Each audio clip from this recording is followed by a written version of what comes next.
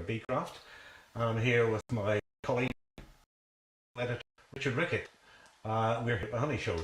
What have you thought of it so far, Richard? Rubbish. No, I know you're supposed to say that, but the Honey Show is a great highlight of the year. And of course this year's the centenary year, which makes it all the more special. Yeah.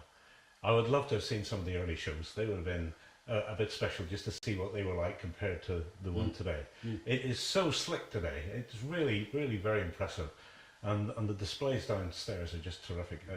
Anybody coming in from the general public must be amazed to think that all that stuff comes from a beehive. Yeah, it's one of my favourite things to tell non-beekeepers. If you really want to see something fascinating, visit the National Honey Show and get quizzical looks, and you start describing walking into a room with thousands of jars of honey and candles and the smell of it. And the first thing you notice is the smell of the cedar from the trade stands. Yeah. But yeah, if I had a time machine, wouldn't it be wonderful to go back? In fact, we had an article in this month's, November's issue of BeeCraft about the first honey show. No, it was last month, wasn't it? October's. At Crystal Palace. Fascinating, wasn't it? Yeah, that's right. It started by Kent, quickly joined by Surrey, and then it just grew from there. Amazing. The Kent beekeepers were so active back in 1919. You know, they started BeeCraft in February 1919, as you well know, just the first spring after the First World War, and then they started on the honey shows. So I'd love to meet those characters. They must have been fantastic. Yeah, there would have been characters there. You know, that you were talking about. Herod Hensels and Tinkner Edwards was one of the first judges, I believe, at the very first show. That would have been a wonderful thing to see. I was looking back at some of the early ones, some of the early BeeCrafts about the show, and there was somebody who went by a pseudonym there, but he was very funny about the whole show. And he talked about Chunk Honey. He didn't think Chunk Honey should ever appear again because it looked like a pickled snake to him in the jars. But thank goodness Chunk Honey did keep going. And this year I see that they've got some of the original classes back, one of which is bees creating their own artwork. Yeah, there's 4 or 5 there, and they're really creative. And I'm quite pleased to see that some of them have tried giving the bees starter strips of coloured wax, which is something that Charles Darwin did when he was looking at his experiments into how bees draw comb, and there's a couple of examples of that being used down there. Yeah, it's a shame it was such a bad summer last year, because otherwise those would have been brilliant. It would have been a lot more. I tried to do it last summer but never got anywhere because the flow just wasn't on. But yes, it's a real treat. It's interesting as well, you were mentioning about pseudonyms and names. If you go back in old issues of BeeCraft, there are a lot of people who, I'd love to know who they were, who used pseudonyms or pen names for their various missives and what have you. And I'd love to get to the bottom of some of them. And there's one quite often in there called Bone, or David Bone, and I've always wondered whether or not that was a pseudonym. But I've recently discovered actually he was a writer from Kent. His name is David Bone, and I haven't made the connection, and I've got a book in my library by him called The Bees of Swanland. Okay. And it's a beautiful poem. He used to write poems in BeeCraft, and he's written this book all about the life of an apiary. So is this going to turn into an article for the magazine? I think it might be coming our way, yes. Okay, that's good. If anybody's watching this who knows who David Bone was, a Kentish beekeeper, or any of his relatives, I'd love to get hold of them, to speak to them. Yeah, that's great. Yeah. Anyway, we've just been back from a terrific trip meeting some characters. We have. We've been. We get a few days in between issues, and we went north. We owed lots of people. We'd always say, "Oh yes, we'll come and visit you." So we thought it was about time. Start off in Conway, didn't we, at the Honey Fair, which is a treat. Yeah, and I think my favourite on the trip was the bee bulls that we went searching for. We don't just seen big photographs of them, and we went looking for them, and now trying to find out the history. But that string of 56 bee 76 bee balls. But we felt a bit deflated, didn't we? Because we trudged across this moor. We got very soggy feet. I took you that shortcut back. Yeah, and you thought, let's go across the moor on the way back. It's a shortcut, which wasn't a shortcut at all. But we got to where we thought they were, and we didn't find any bee bowls, and we didn't bring machetes, unfortunately. We spent some time pulling up bracken, didn't we? And I took a little video of you doing that, and it's going to be one of those I'm going to make a lot of money out of in due course. Well, you don't know, but I took a bit of video of you as well, but I can't show it to anybody because of all the expletives.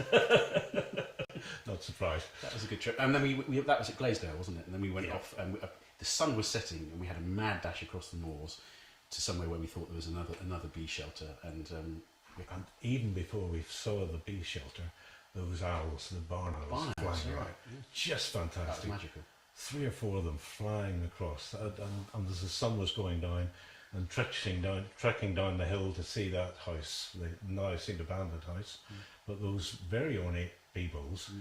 Again, the story about that must be really interesting, because they were, a lot of money had gone into those beebles, just 5 of them, as opposed to that 76, which were just in a wall right up in the river. Yeah, we've got our theories about that, haven't we? But a lot of work to do, hopefully, to find out more. So again, anybody who's listening to this who knows anything about them, please get in contact, because we would love to know more. We tried to find the local beekeeper, and we couldn't get an answer at the door, but he did leave his honey jar around, so you got a photograph of his telephone number. I've got a name, and hopefully we'll track him down. He was only about a quarter of a mile from the bowls, wasn't he? So hope he knows. So from there we went up to Northumberland to see Willie Robson.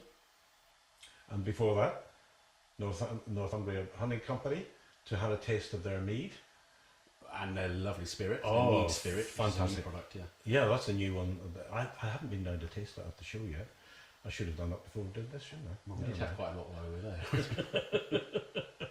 Anyway, Luke and Susie, they were great. But then, yes, Willie Robson, that was quite something. He just talked, and all sorts of little gems coming out. Yeah, well, we were talking about time machine just now, and talking to Willie's like talking to going through a time machine, because he's second or third generation, and wonderful tales and tips and practical knowledge that you would only get through a lifetime of beekeeping.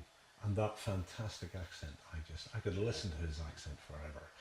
But I loved that expression he had talking about the black bees, when he talked about them bending to him. Him getting used to the bees and the bees getting used to him, and you could really sense this man is at one with his bees.